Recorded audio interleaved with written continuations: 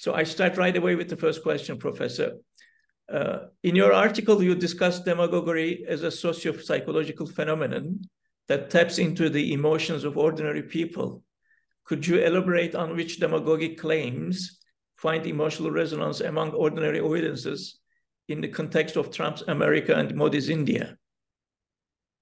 Yes. So demagoguery and the terms demagoguery and propaganda are very frequently used when speaking of, let's say, non-democratic, anti-democratic, autocratic, authoritarian leaders. These are all terms used interchangeably. And in all their cases, some amount of explanation has to do with their demagogic capacities and rhetoric and their propagandistic skills. But I've always found it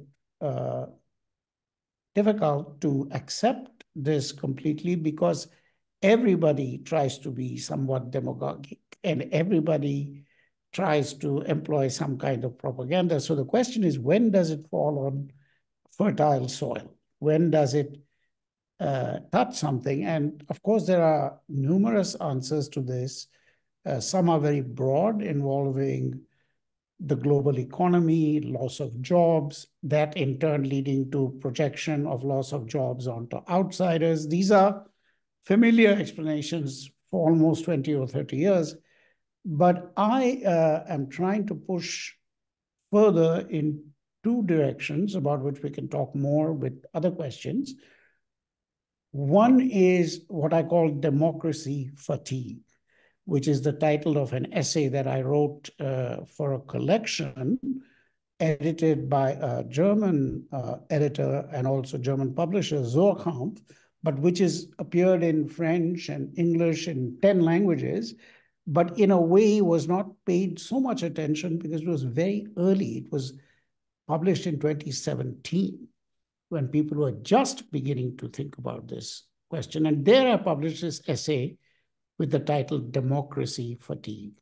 And there is a bigger argument there, but the short version is that the demagogues and propagandists who succeed are the ones who can tap into that fatigue with democracy, which is happening in many countries, though perhaps with different histories, but is leading people to be, if you like, more colloquially, fed up with liberal democracy. The other side, which is not unconnected, of why some demagogic claims succeed where others may not, is that they find a path into the emotional world of listeners, followers, citizens, and ordinary people in a way that, shall we say, more abstract, more theoretical, more intellectually grounded arguments may not work. So these are the beginnings of when does it work, when does it not work. All right. In your article, you argue that US and India are very different, but equally propitious terrains for the capture of anti-democratic psyche. What common factors contributed to the success of Narendra Modi in India and Donald Trump in the USA? Yes. The reason the comparison is interesting is because India has long been referred to as the world's largest democracy and the US as the world's oldest democracy. So there's always some kind of connection made between them. But I think it is more than that, the fact that both are uniquely, historically committed to democracy. And in the case of India now, it's 70 or more years, which is a fairly long time, even in comparison to the US. So it's not a young democracy anymore. In both cases, but I think for different reasons, this is where the difference comes in, there is a disappointment with what democracy has delivered, either at the level of the state, in the opinion of some leaders, or in the emotional life of ordinary people. In the US, I would say it is a case of downward mobility, feeling we are not that powerful in the world anymore at one level, at the level of the state. And at the level of the citizens, a feeling that some citizens, specifically white, lower middle class and working class people, that their one-time high position has now become a low position. This is the key to the MAGA, Make America Great Again. That means America was great. Actually, it means we were great in America. We, as a certain white class, were used to running things. Now, what happened? Others have come rushing in. So there is a kind of sense of decline, both nationally and for particular ethnic and class groups. In India, it's, you might say, the reverse. It's aspirational. India is becoming more and more powerful. It's a counterweight to China, etc. At the level of state and realpolitik. Modi, as well as other factors, have pushed India quite high up in the international community of nations. So it's the upward aspiration. Likewise, though economic inequality has in some ways deepened, overall wealth has increased, and lots of people see it, and lots of ordinary and poorer people see themselves rising higher. And then, of course, they get frustrated with things that they see themselves as being, which they view as slowing them down. So it's a frustration from below for rising rather than about falling. That's the rough, but they end up, both roads end up in Rome, which is an impatience with the slowness of liberal democracy. So anybody who says, well, you know, that's the problem, let's just have an iron fist and promise results and promise them tomorrow, is likely to win. And today, Modi is likely to win his third term in 2024 elections. And Trump, stunningly, looks like he will not only compete, but may win. Yeah, indeed. Your screen is shaking a lot, Professor. Oh, sorry. Yeah, I know why. Sorry. Okay, let's try now. All right, great. Your analysis suggests a revolutionized terrain of affect in India, where Modi has allowed the emergence of Western-style individualism within the steeply stratified social order. How does this form of individualism coexist with and even support traditional hierarchies? How does Modi use Hindu majoritarianism to challenge social norms, reconcile individualism and hierarchy, deviating from standard liberal social theory? Yes. So the best way to approach this, which has got some counterintuitive qualities, because if we think of India as a society organized around family, caste, kinship, particularly caste, none of them emphasizes the individual. So how can this be reconciled with what I'm saying?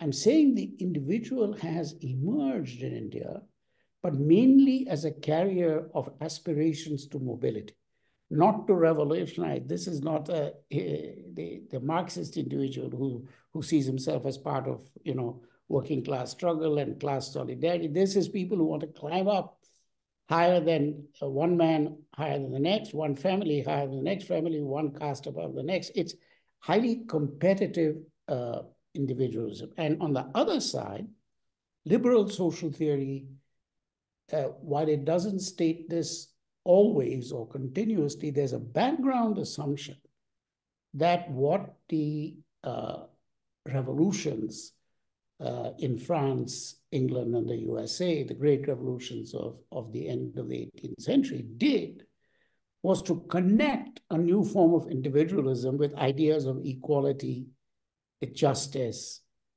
education, universalism, etc. What I'm saying is in India, you have some kind of individual emerging, but don't think, therefore, all the other virtues of democracy will come at the same time. So whether it is, so that generally explains for me how to see that something new is happening in India. But we should not make the mistake of assuming it comes with all the other entailments. The second is that it also accounts for the appeal of Hindu majoritarianism, because there too a justification, there is a collective justification for this individual mobility, because the Hindu majoritarianism doesn't disturb the caste one. The castes are there in elections. Everybody plays to caste candidates, caste electorates, caste interests, and so on. So in a way, this Hindu umbrella is a very successful way of, you might put it this way, creating a majority which in India historically never exists. So one of my old scholarly mentors used to say, India is a land only of minorities. So the question is, how did we suddenly get this idea that there's a majority of any kind, caste or religious? But that is itself one of those great questions. How did the idea of Hindu majority emerge in a country where everybody is thinking about his family and 20 other families and his caste and his region? Suddenly, how do we get this national level formation? Quite an interesting mystery. Right, right. We are having this interview on a historic day for India, Professor Appadurai. Mr. Modi has opened the Ayodhya Temple in India. So the next question is, how does Modi instrumentalize the Muslim minority to reinforce his populist rule? And what role do you see for Muslims in India and the consolidation of Hindutva, especially in the light of reported plans to open the Ayodhya Temple?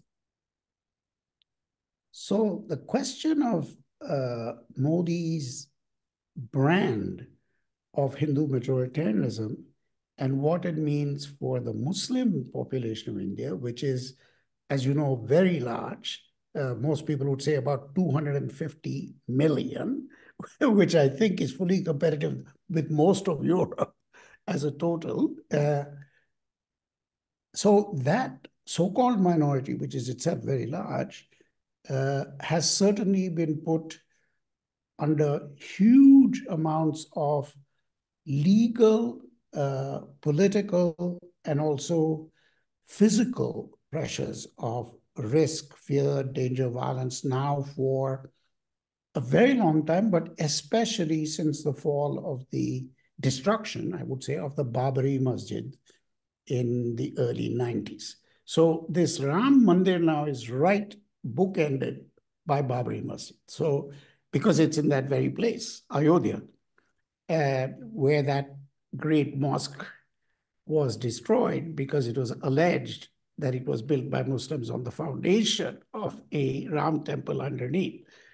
So now we have this mega Ram temple and a small piece of land some miles away given to the Muslim community to build some small mosque if they wish. But that's trivial compared to the scale of this Ram temple. Now, I want to say things are changing because, of course, the minoritizing of Muslims, that the turning of India's Muslims into a second-class population, the effort to bring Kashmir fully and totally under Indian control, various legal changes, all are calculated to make Muslims particularly insecure as citizens of India at every level.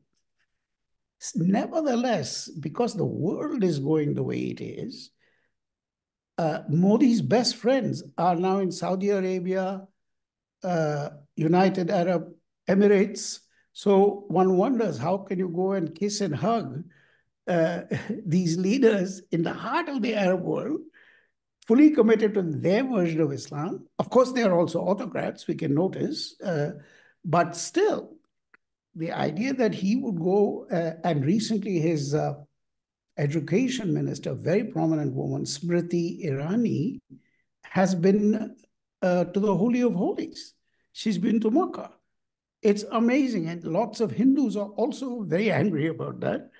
But more than that, of course, somebody like me is puzzled. How could you have a major female leader in a Hindu majoritarian regime being welcomed into the Holy of Holies in Makkah? So we are seeing some new things going on, which we must pay attention to, because no longer does it mean. So what it means, of course, is a little bit like Israel. You can wreak great violence on your own Muslim population and still go and be very friendly on the grounds of arms trade and oil and energy, any number of things, with Muslim leaders from the Middle East. So the Ram Mandir, finally, this huge mega temple, which this month is being inaugurated and is the biggest event in Indian politics, society. The big question is which elite people have been invited, which have agreed, which have refused.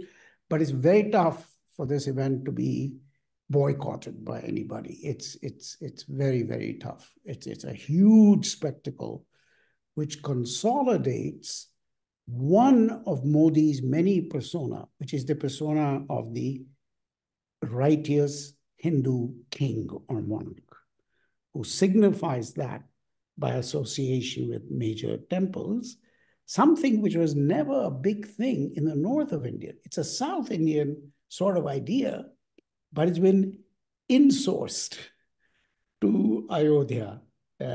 Because the north, you might say, broadly speaking, is a world historically of Muslim monuments, including mosques. The south is just packed with temples. But here you have this northern, namely UP, Uttar Pradesh, Hindi-speaking population, and Gujaratis like Modi, who suddenly are taking this model of kingship. Of course, Modi has many characters and personae, but this is a big one, that he is the righteous Hindu king, and this is what Hindu kings do. So that is the temple situation, and many of us are looking at it carefully. And one of my colleagues, Revati Lal, Laul, has just written a piece about 3 days ago in one of the Indian web magazines on this, saying we're all focusing on the temple part, but what we're not focusing on is the national part, national temples, which is where did this national idea come in? That's what we should be thinking about. Not that somebody is building a huge temple, but temple is fine, but what about the national? So it's a brilliant piece problematizing the first word, nationals, saying that itself is a very odd thing for calling a temple. Whoever thought of a temple as a national or not national? But now we have a national temple. Yeah. So, why do you think we need to move away from the hydraulic theory to understand the success of the right and the failure of the left? You argue that right has replaced the idea of democracy with the people as a pre-political, quasi-biological entity. How does this shift in framing the people contribute to the erosion of democratic institutions? And what are the implications for governance and civic engagement in the context of polymorphous populism?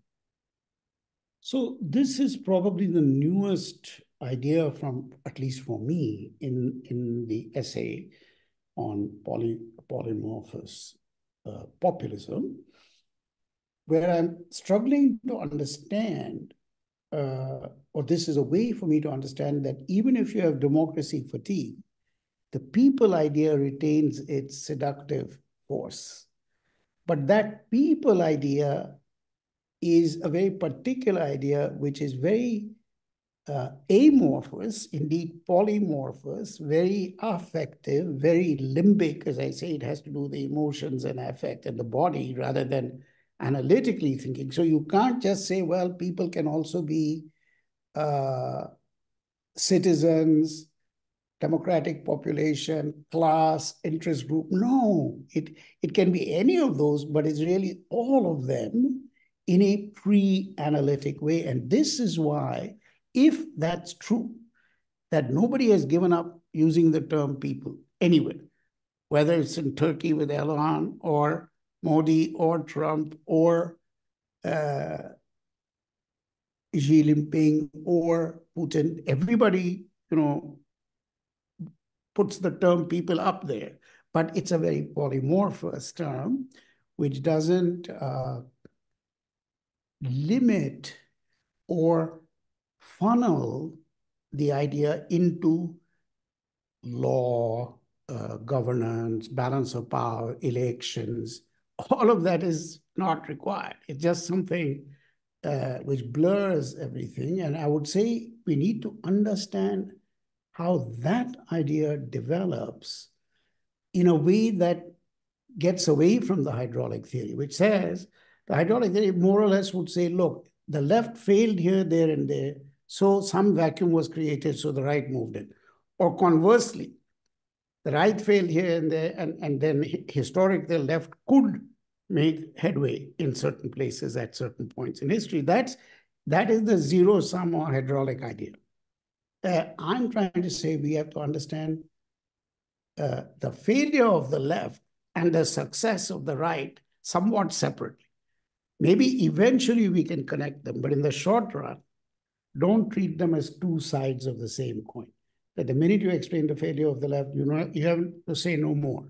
Or if you explain the success of the right, you have to say no more. But I do, in the end, at least in this argument, say that the left has continued to put too much, I think, weight on concepts, theories, and ideas, which may be really true, which may be well-based, but they have a certain limitation, and I end by saying that, whereas the right, of course, has certain arguments about history, about the role of the right in national independence. They also have ideas, but they never forget that they have to work at another level also. Whereas with the left, it's a very small number of cases. You can think of historical cases as like perhaps Castro, perhaps Ho Chi Minh, who understood this side of the socialist or communist vision. But even so, they necessarily rely on, I think, a part of the Marxist heritage, which is very tough to get away from without throwing Marx out altogether, which is, remember, he was a thinker. His first work was on Democritus. I mean, he was not there on the barricades. This is a scholar, an academic, who slowly grew very angry with what he was finding out. But he was a man of the word, you might say. And I don't think that's ever changed for the left. And I don't think it's a bad thing, but it does mean you leave your flanks open to people who play on some other field. All right. In your article, you discuss the concept of polymorphous populism and its connection to the digitalization of society. Why do you attach so much importance to the social media when explaining polymorphous populism? How do social media and the digital landscape enhance the network of emotions in the context of polymorphous populism? And how has this contributed to the success of right-wing leaders like Trump and Modi?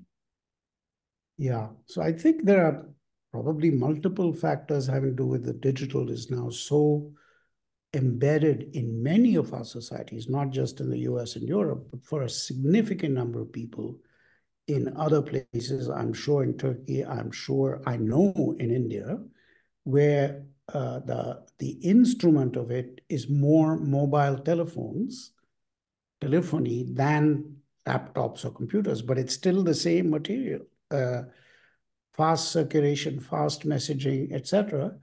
And I think the primary thing is that it opens the space for anybody to become an emotional player and to seek to build a movement. So all you need is one person and his message or her message, and then you get two people and already it's a movement. And then you get 100, it's a big movement, and so on. In other words, this was never the way in which social or political movements were formed historically. You had to give public speeches, you had to have places to meet, you had to have offices, you had to have stadiums, you had to do this, you had to do that. And now all you need is a laptop and you have a huge network of the kind of I think I imply there's a similarity between these movements and kind of flash mobs. Anybody can aggregate people together for a few minutes. And then that gives the illusion, you see, that you are part of something big, even if you are 10 people or 20. That's why we have so much splintering. So even, let's say, in the radical Islamicized right, globally, like ISIS, Al-Qaeda, the fragmentation is endless. Why? Any man with a laptop or woman can put out a message and say, now I'm forming this group or that group or the other group. So you look in, let's say, even just Iraq and Syria, every day there is a new formation. So it's like a kaleidoscope. You shake it, and suddenly there's a new group here, a new faction there. And it's true in that environment, but it's also true in others, which are not at all connected to Islam or radical Islam, but it's a constant tendency to, or capacity to fragment and reassemble. But it also means things are very volatile. Very few things last. I mean, how many parties do we know that were born? Even take the Wall Street, anti-Wall Street. That was very powerful for a little while, but it faded. No leadership, no structure, no organization. So comes and goes.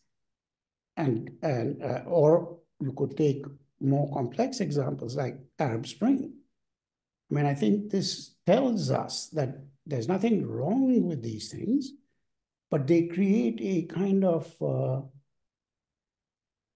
illusion of permanence, of structure, of shared interests, which then some small push or pull can dissolve. So I do think the digital encourages the bonding at the level of affect because it doesn't take much. You don't have to produce a treatise. You don't have to write the Communist Manifesto. You don't even have to write and publish Mein Kampf. All you have to have is some message and 5 people who like it, and then there are 10 friends who like it, and you think you have a world historic movement for 5 minutes. So I think that's the volatility, you might say, is the connection of social media to the emotional landscape. Arguments, on the other hand, have to be written arguments, spoken arguments, elaborate arguments, theoretical arguments, have to stand the test of time. But a rant on social media, which then brings you followers, and then there are people who have discovered how to make those rants permanent. That is the Trump success. And Modi, in a completely different world, is constantly using Twitter. He has almost no press conferences. He doesn't believe in being questioned face-to-face, but he's on Twitter all the time because it's one way and it keeps his following worked up, but he doesn't have to answer. Zero accountability. So it's not always ephemeral. For some of these people, it's become a permanent way to not create their power, but to support their power. All right. You mentioned Louis Dumont's comparison between the West and India, which points to individualism as the governing ideology of the former and hierarchy as the encompassing ideology of the latter. And you explain how masterfully Modi and Trump have been able to instrumentalize the ideological context in their respective countries. Against this background, do you think theories originating from the West are explanatory enough to explain the success of populism in Eastern countries? Well, you see, I see Dumont as not necessarily correct, and I've been one of many people who has criticized him over the years for emphasizing caste over other things, and then in the study of caste, overemphasizing hierarchy, and in hierarchy, overemphasizing religion. So many of us have complained and criticized Dumont now almost since 1970, say for 50 or more years. Still, I see something very interesting there, which he had in his original vision, was the individualism versus hierarchy contrast. at the level, you might say, of a Weberian ideal type. So it's not about empirical description. It's a kind of ideal typic contrast, and of course has limitations, like all ideal typic concepts. But it has some virtues.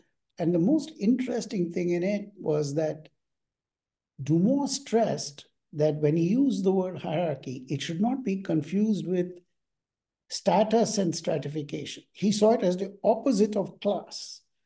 Very few people understood that. They still think, when they read Dumont, oh, hierarchy, yeah, because there's caste, people are unequal. He would say, don't make that mistake. Hierarchy for him had a very clear meaning, bit unusual, which is the relationship of part to whole. That is, a part has no standing except in relation to the whole. It was not primarily about who is higher, who is lower, etc. So he had a very specialized understanding of how hierarchy was the underlying social principle of India. And on the Western side, I would say his story of individualism is a bit more familiar. It goes from the 17th century in Mandeville and then to Marx and so on. It's a more clear-cut story of what kind of actor emerges in the West, particularly because of the early market forces of industrial capitalism, that a certain idea emerges of the actor, the agent, etc., which is, he also used the word homo economicus, to refer to that model. Now, today, I bring back this contrast, which may have many limitations, to say that Modi has found a way to liberate or extract a kind of individual from the Dumontian hierarchy, where the part is always significant only in relation to the whole. So Dalits are only significant because there are Brahmins. I'm only significant as a Dalit because I'm in a caste of Dalits. It's always part and whole, part and whole. But now there's been a kind of pulling apart so that they can be individuals, as I said, who want to be mobile, who have aspirations, who want to be above others, and so on. So that's on the Indian side, that you might say Modi has unleashed something which Dumont would have seen as very hard to do. But he has done it. Not alone, of course, and he's accompanied by historical forces, globalization, capitalism, certain kind of corrupt democracy. There are many factors, but he is the person who holds it together. On the US side, where the big problem of, particularly as you know, of socialist politics of any type, is that Americans, by and large, are very allergic to any form of socialist vision because they think their dear form of individualism will be corrupted. But now, from the right, we are seeing a form of collective sense. Make America great again. We are the people who have been pushed away. That's we. So the white majority that supports Trump is a very strong we. They're not saying, help me, make me better than the next guy. It's we have been displaced. So I'm saying on the US side, we are seeing certain kind of collective identification, which in the past would have been anathema, but unfortunately, it is not finding a channel into proletarian class or liberatory, emancipatory socialist visions. It's going another way, but it is collective. It is no longer saying each man for himself, I don't want to be part of any movement. No. So that is how I mean to use that contrast to, let's say, add to our sense of what is the difference, let's say, between Trump and Modi, but which is underneath got a structural similarity, which is that they are breaking away from a big existing principle in their locations. Lastly, Professor Appadurai, the elections in India will be held in April and May. What is your prediction about the performance of Modi and his BJP? Yeah, well, unfortunately, the answer right now, though, of course, we know in politics anything can happen, for any reason is almost everyone I know, whatever their politics, predicts that Modi has a complete stranglehold. And some of the reasons for that are in my own argument. Others have made other arguments. But the recent state-level elections that just took place about a month or 6 weeks ago were a shock to many people in the opposition, because he beat them even in situations where his party, the BJP, should have lost. So there's a lot of postmortems going on. What happened? What went wrong? Is it because Rahul Gandhi doesn't have the personal charisma? Is it because the descendants of Jawaharlal Nehru are a very small family clique that has held on to power in the Congress and in the opposition as a whole for too long? They didn't make room for regional leaders. They didn't make room for youth. So there are hundreds of analyses, but again, all the analysts, all the experts, all the commentators, all the pundits, as we say, with very few exceptions, believe that this is Modi's election in 2024 to lose, not somebody else's to lose. It's his to lose if he does something, completely unlikely, or if some alliance emerges on the ashes of these state elections, which pulls together his many opponents, because he has many opponents. The question is, the Indian electoral system has its own rules and complexities, so that in the state elections, there were many cases at the level of individual state like Gujarat or Maharashtra, where the total number of votes was against the BJP, but the total number of seats, that is winning parliamentarians, was for the BJP. There is some mysterious way of count, and it's not corruption. It's just some technical point where popular vote, it's like the US, the College of Presidents kind of thing, but it's a different logic, makes unusual outcomes possible, where I get more of the popular vote, but I still lose my seat